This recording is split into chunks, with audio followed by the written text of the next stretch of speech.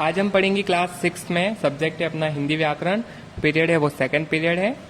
जैसा कि हमने फर्स्ट पीरियड में पढ़ा था, भाषा की परिभाषा को पढ़ा था और भाषा के प्रकार को पढ़ा था, तो उसका मैंने आपको होमवर्क भी दिया हुआ था।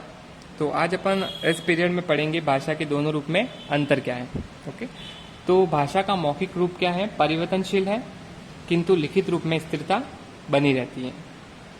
भाषा का मौखिक रूप परिवर्तनशील यानी होता है जिसमें किसी भी वक्त परिवर्तन हो सकता है, ओके, बदल सकता है। लेकिन लिखित रूप में स्टेबिलिटी बनी रहती है, जो नहीं बदलता। उसी टाइम भी, जैसे आज भी मैसेज कुछ लिखा हुआ है 10 साल पहले, और आज भी उसी जैसे मैसेज को देखेंगे तो वो वो ही रहेगा। लेकिन जो मौखिक रूप में कुछ बोलते हैं, जैसे मौखिक रूप में कोई संदेश भेजा है, ओके, अपन को कुछ दिया है मौखिक रूप में संदेश, तो वो बदल भी सकता है। इस अंतर के कारण इसके लिखित रूप की महत्ता अधिक है। महत्ता यानी इम्पोर्टेंस, मतलब स्थिरता के कारण ही क्या है, इसकी इम्पोर्टेंस ज्यादा है। किसकी? लिखित रूप की, भाषा के लिखित रूप की। भाषा के लिखित रूप के कारण ही हमारा प्राचीन साहित्य संरक्षित रह पाया है। ये जो हमारा जो प्राचीन साहित्य है, जैसे हिंदी का भी साहित्य है अपना, तो वो किसके कारण सुरक्षित रह पाया है? वो रह पाया है भाषा के लिखित रूप के कारण। विश्व का अधिकांश कार्य लिखित रूप द्वारा ही संपन्न किया जाता है। संपन्न यानी खत्म या पूरा किया जाता है। जैसे विश्व का अधिकांश कार्य किस भाषा में किया जाता है?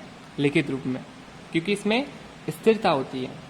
इसी तरह भारत में अनेक भाषाएं बोली जाती है, जैसे बंगाल में बंगाली, असम में असमी, इसी प्रकार हिंदी, गुजराती, मराठी, पंजाबी, कन्नड़, तेलुगु, तमिल, मलयालम आदि विभिन्न राज्यों में बोली जाती है।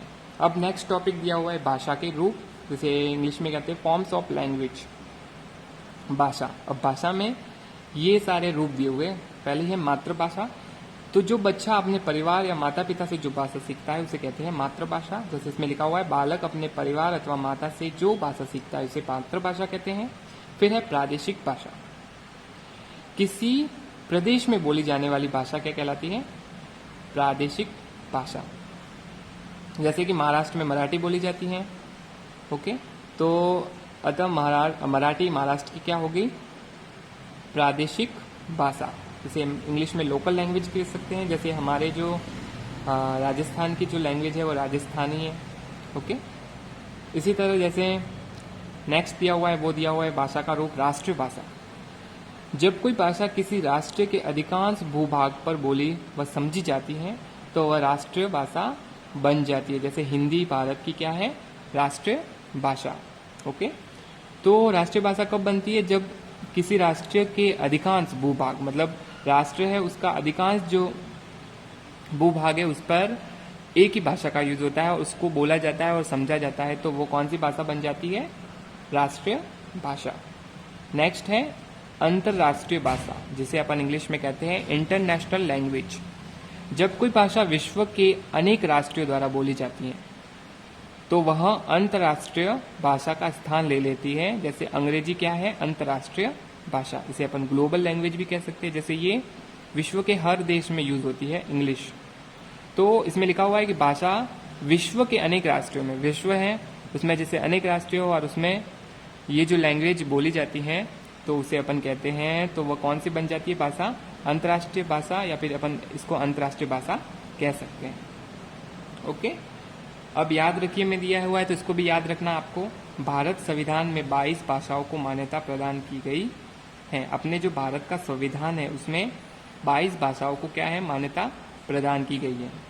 वे इस प्रकार है, जैसे हिंदी, असमिया, बंगाली, गुजराती, बोडो, डोगरी, कन्नड़, कश्मीरी, कोंकणी, पंजाबी, उर्दू, मैथिली, मलयालम, मणिपुर, मराठी, नेपाली, उड़िया, संस्कृत, तमिल, तेलुगु, संथाली तथा सिंधी।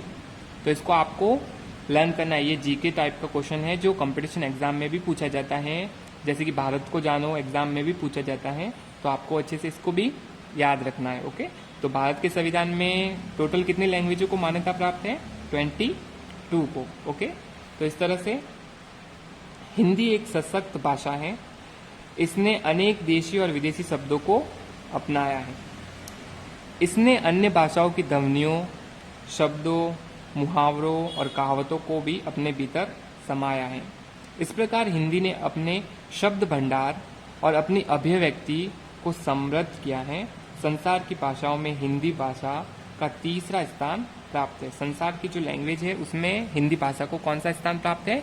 तीसरा स्थान प्राप्त है। ओके, तो आज अपन ने जहाँ तक पढ़ा है फर्स्ट और सेकंड पीरियड में, उसके रिलेटेड क्वेश्चन आंसर को करते हैं।